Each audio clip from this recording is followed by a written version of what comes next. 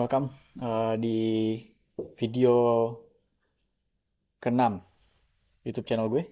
Hari ini gue mau ngebahas Brazil lawan Swiss dan Portugal lawan Uruguay. Kita mulai di pertandingan Brazil melawan Swiss.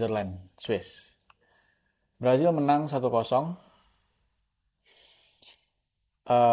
Gol dari Casemiro, golnya lumayan oke, walaupun ada deflect sedikit, tendangan setengah volley gitu. Tapi ya, Brazil ini gimana ya? Mereka deadlock itu sampai menit 80-an ya kalau nggak salah. Jadi mereka baru bisa cetak gol tuh 80-an. Murni di babak pertama, Brazil itu nggak bisa ngapa-ngapain. Di samping Swiss itu pertahanannya cukup kuat ya. Tapi Swiss itu nggak main parkir bis juga gitu. Jadi lo harus bisa bedain gimana cara mereka bermain defensif sama mereka bermain parkir bis itu beda ya.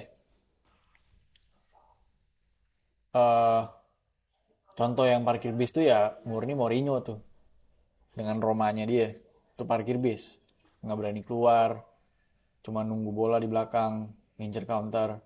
Tapi Swiss ini murni mereka transisi bertahan dan menyerangnya tuh keren banget ya kalau menurut gue. Jadi ketika mereka menyerang gitu, posisi menyerang, eh, pemainnya tuh nggak nunggu di belakang juga, mereka berani keluar, gitu. Berani megang bola, nguasain bola. Jadi menurut gue Swiss ini secara organisasi oke, tapi ya murni mereka nggak bisa ngapa-ngapain juga, apalagi kalau udah di final third-nya Brazil ya. Dan Brazil pun sama gitu. Gue mau ngebahas line up ya. Eh Cice ini ngerubah beberapa komposisi pemain, terutama di right back Danilo diganti sama Eder Militao. Seperti yang gue bahas kemarin, Danilo ini menurut gue adalah fullback yang mediocre, bukan levelnya Brazil ya. Jadi kalau memang Danilo diganti sama Eder Militao, gue totally agree sama Cice ya. Karena Eder Militao lebih punya kualitas dari sisi defensive wise lah.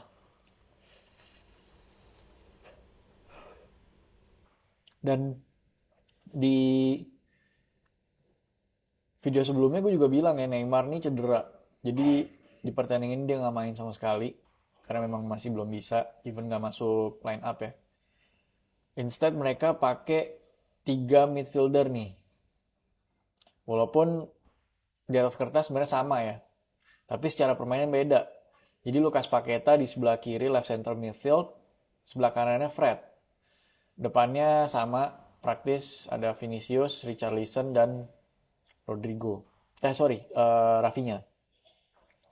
Nah, yang mau gue highlight di sini ketika lo nggak ada Neymar nih, ya. Brazil ini kan cenderung main dengan skill individu, yang ngandelin skill individu. Neymar nggak ada, praktis nih tim udah ya mainnya nggak jelas banget gitu. Vinicius nggak bisa ngapa-ngapain. Murni di babak pertama mereka nggak dapat peluang sama sekali kalau menurut gue. Satu peluang emas ya dari Vinicius doang tuh yang crossingnya Rafinha dari sebelah kanan. Tapi they do nothing gitu di babak pertama. Jadi murni mereka kesulitan ya deadlock mampus. eh Lucas Paqueta mainnya jelek banget. Kalau menurut gue sih Lucas Paqueta ini yang diharapkan menjadi posisi Neymar ya, yang bisa nusuk, dribbling skill individu. Tapi ya Lucas Paqueta ini menurut gue lebih dia uh, butuh support juga gitu. Jadi bisa main satu dua kombinasi, tapi ya itu kita tahu sendiri nggak dilakuin sama Brazil kan. Jadi mereka benar-benar nggak bisa ngapa-ngapain. Dan yang gue mau bahas juga, yang tadi sempat gue mention, Eder Militao di right back ya. Jadi Eder Militao itu praktis bermain bukan sebagai um, murni right back, tapi ketika Brazil menyerang, Eder Militao itu cenderung stay back di belakang, ngecover di tengah nih. Nah, Rafinya ada di sebelah kanan kan. Ketika Rafinya masuk ke dalam, ini murni nggak bisa dimanfaatkan sama Brazil nih. Apa namanya, space di sebelah kanan gitu. Seharusnya kalau menurut gue nih, asumsi asumsi gue ya, seharusnya Fred itu yang ngisi. Jadi Rafinya ke dalam, Fred ngisi ke kanan. Eh, Space yang ditinggalkan sama si Rafinya gitu. Seharusnya, tapi Fred nggak ngelakuin itu. Jadi murni tengahnya ini textbook banget ya. Benar-benar tiga sejajar maupun menyerang atau bertahan gitu. Jadi asli babak pertama sih menurut gue Brazil sih hancur banget mainnya ya. Sampai akhirnya di babak kedua masuk Rodrigo ganti Lucas Paqueta, sedikit ada perubahan menurut gue karena Rodrigo bisa em, apa ya, skill individu lebih bagus lah dibanding Lucas Paqueta gitu. Cuman Fred ini menurut gue aduh enggak banget ya asli dari segi bertahan maupun menyerang gitu di pertandingan kemarin. Sampai akhirnya dia diganti sama Bruno Guimaraes yang menurut gue lebih punya apa ya, lebih punya skill untuk bertahan gitu. Badan juga lebih besar, passing-passingnya juga lebih akurat, dan penguasaan bola juga lebih bagus. Jadi Fred completely menurut gue nih nggak layak ada di skuad utamanya Brazil kemarin gitu. Eh, Ya, Swiss juga yang tadi gue bilang sepanjang perjalanan pertandingan itu 90 menit mereka nggak bisa ngapa-ngapain juga. Mungkin ya kalah kualitas lah ya.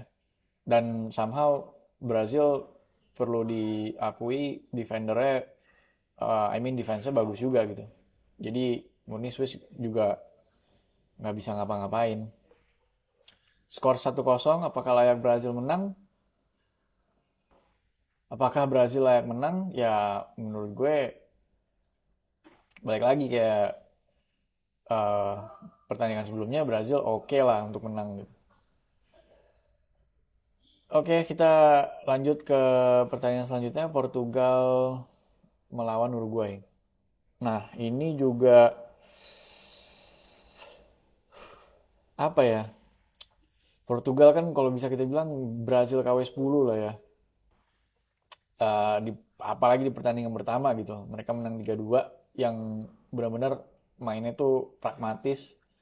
Eh, nggak ada sistem di situ, hanya ngandelin ya kalau pemain lo lagi bagus di hari itu ya mereka bisa menang gitu, tergantung form of the day.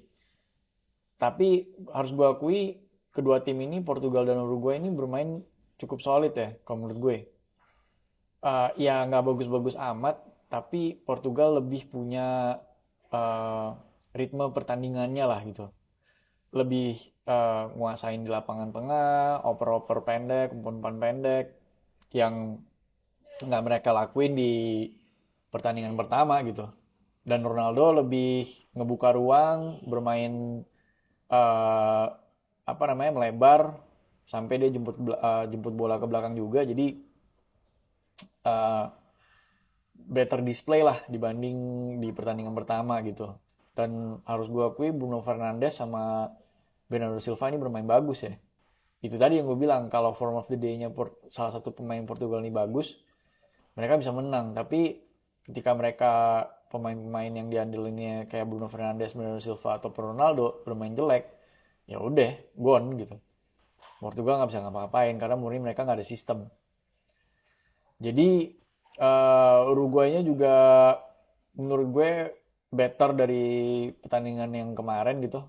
Jadi tapi ya baik lagi nih mereka nggak bisa cetak gol. Nunez juga nggak kelihatan. Mereka pakai dua striker ya yang sekarang. Coba gue cek. Iya benar. Praktis Nunez dua striker sama Edin Cavani di depan. Ada tiga pemain belakang, Gimenez, Godin, dan Coates. Bentancur, Valverde, Vecino, Varela, dan Oliveira. Basically hampir sama ya. Kecuali Pelistri nggak dimainin dari awal nih. Pelistri main dari bangku cadangan. Nah, uh, yang gue mau highlight nih Uruguay oke ya. si Bentancur ya terutama bermain cukup solid, Bentancur sama Valverde. Terbukti ada big chance dia si Bentancur yang bisa di one on one sama Diogo Costa ya, kiper Portugal, bisa dihalau. Dan perlu gue akui juga Diogo Costa nih, walaupun pertandingan pertama dia sempat ngelakuin blunder ya di akhir-akhir menit pertandingan, untuk pertandingan kali ini dia mainnya cukup solid gitu. Jadi praktis ya Uruguay nggak bisa cetak gol karena Diogo Costa juga bermain cukup solid. Kalau kita lihat statistiknya ya penguasaan bola murni Portugal, shotsnya juga lebih banyak Portugal, tapi on targetnya sama nih, sama-sama 3 on target. Tapi dari 3 on target itu Portugal dapat 2 gol, sedangkan Uruguay 0. Jadi yang tadi gue bilang tuh Diogo Costa bermain cukup solid. Conclusionnya sih dari dua pertandingan kemarin Brazil dan Portugal sama-sama lolos ya, dipastikan juara grup juga seharusnya. Eh, ya gue sempat nyinggung juga di video gue sebelumnya bahas Portugal itu ya Portugal bermain biasa banget, nggak ada sistem tapi mereka bisa menang. Ya inilah salah satu bukti bahwa Portugal ini nggak bisa dianggap remeh juga ya.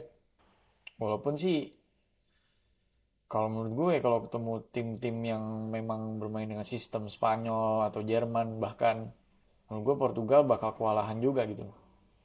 Dan Brazil pun sama. Praktis kalau lo masih kehilangan Neymar, cedera, uh, menurut gue akan susah nih melaju lebih jauh lagi si Brazil. Tapi we'll see. Habis ini ada pertandingan Belanda melawan Qatar ya. Gue pasti nonton pertandingan itu karena gue penasaran Belanda bakal kayak apa. Apakah mereka akan bisa jadi juara grup di grup A atau enggak. uh, ya, yeah, I think itu dulu. Gue akan lihat lagi pertandingan mana yang seru untuk dibahas. I'll see you in the next video. Thanks.